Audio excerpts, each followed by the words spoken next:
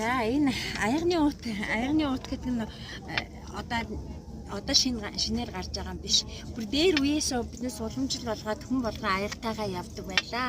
Тэгээд энийг ингээд цаг үеийн югаар өөрчлөлтөөр ягаад мартагдах шинжинд орчиж байгаа байхгүй. Тэгээд харин одоо манай Говьалтай аймгийн аягны соёлыг дэлгэрүүлээд хүн болгон өөрийн ууттай болъё гэд ингээд хуучин уламжлалт зэгээс сэргээгээд энэ уламжлалынх нь аягны уутыг ингээд хийж аймгийнхаа 70% нь одоо албан байгууллага одоо тэрийн албан хаагч машин бүгд энэ аягны ууттай болсон.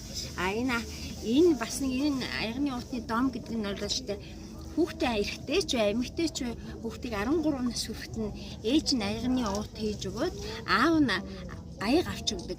Тэгээ аяг авч өгөө тэгээд энэ тэр хүүхдийн 13 насны дом нь олоод ингээд цаашаа ингээд аягныхаа уут аягтай болоход ч хүүхдүүд одоо ид хөрөнгө ингээд ирбэд байхын бэлэгдэж байдаг. Нэг юм л бэлэгдэлтэй. Тэгээд энэ аягны уутыг болоод дээр үүдээ хүмүүс болоод ингээд бүснээс ингээд ялчдаг гэсэн мортой хүн явж байхдаа энэ чинь ингээд эргүүлээд энэ рүүгээ аяга хийчээд ингээд шавар гарчаад ингээд яваад явдаг юм.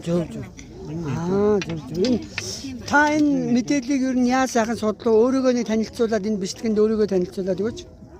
За би хуваараа өөрөө сайн дураараа одоо уран бүтээл хийх сонирхлынхаа дагуу энийг ягаад ийм анхын энэ нэг настай нам хүн ингээ ярьж өгсөн.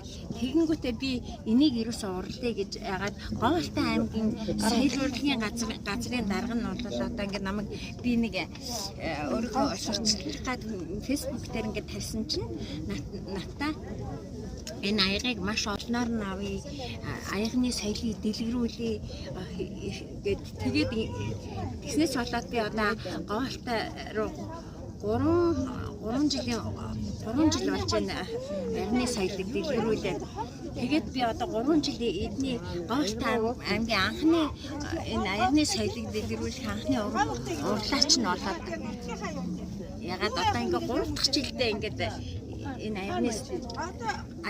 аягны уутнуудыг аяад байж байгаа. За баярлалаа танд.